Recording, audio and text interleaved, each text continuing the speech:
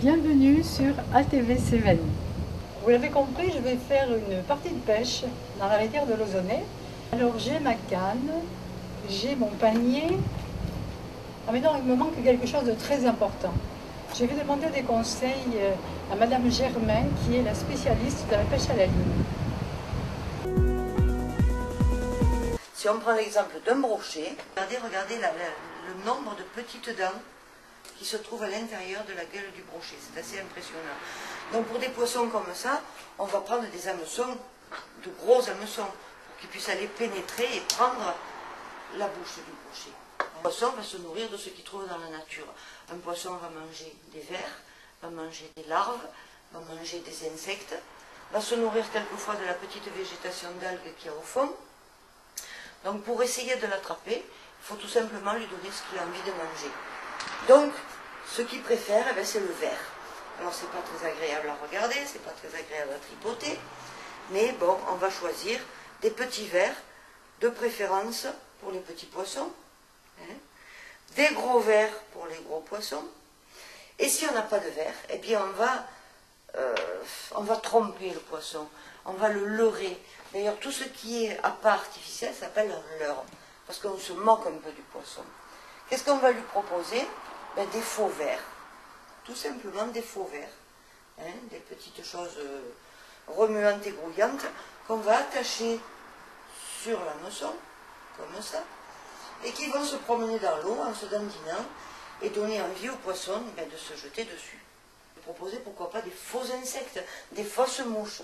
Alors, on a de toutes sortes de tailles de fausses mouches, de toutes petites mouches, et puis pour les gros poissons, de très grosses mouches, qui vont tomber sur l'eau, qui vont lui donner à croire qu'il y a un insecte qui s'est posé, ou une larve qui est montée pour naître, et il va se jeter sur cette petite chose qui ressemble de très loin à une mouche, mais que le poisson prendra pour une mouche.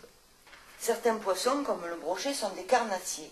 Donc qu'est-ce qu'on va leur proposer? On va leur proposer des petits poissons, de tout petits poissons qui sont aussi armés d'hameçons sur lesquels on n'a pas besoin de mettre de verre, et ces petits poissons vont se dandiner et le carnassier va venir avaler le petit poisson. Un insecte, au départ, c'est une larve, c'est souvent un petit ver ou une petite chenille. Alors si on regarde bien ce que j'ai dans la main, vous voyez, c'est pas très sympathique, c'est assez grouillant, ce sont des asticots. Ces asticots, c'est tout simplement la larve de la mouche. Comme les poissons aiment les larves et les insectes aiment les mouches, on va leur donner le choix. Ou on va pêcher avec les asticots, ou alors, eh bien c'est pas difficile, on va prendre ces asticots, on va les mettre dans une chambre, on va les jeter dans la chambre, d'accord? On va fermer cette chambre, vous voyez qu'elle est toute noire, et à côté il y a une chambre bleue, une jolie chambre bleu pâle, claire, et entre les deux, une petite fenêtre qui correspond. Donc on a nos asticots dans la chambre noire, on ferme, on va leur donner à manger, c'est-à-dire que sur cette grille là-dessus, on va poser une petite éponge avec de l'eau, on va poser 2 ou 3 petits morceaux de sucre, et quand les asticots vont devenir mouches, ils vont venir à la lumière se nourrir de sucre et d'eau. Et quand on aura besoin de mouches pour aller à la pêche, on va prendre une petite bouteille comme ça, qui est une petite bouteille en plastique avec des petits trous.